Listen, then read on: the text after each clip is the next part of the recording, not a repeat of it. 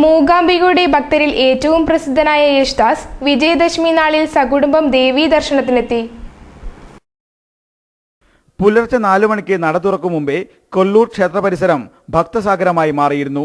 സരസ്വതി രൂപിണിയായ മൂകാംബികയ്ക്ക് സമക്ഷം അറിവിന്റെ ആദ്യാക്ഷരം കുറിക്കാൻ നൂറുകണക്കിന് കുരുന്നുകളാണ് രക്ഷിതാക്കൾക്കൊപ്പം എത്തിച്ചേർന്നത്.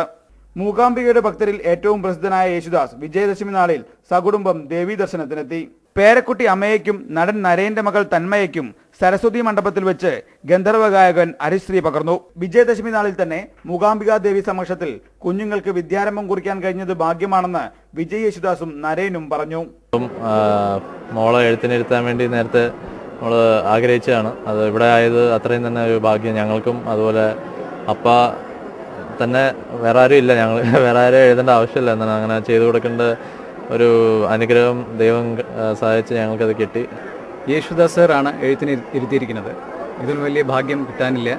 എന്തായാലും എല്ലാം മൂകാംബിക ദേവിയുടെ അനുഗ്രഹം.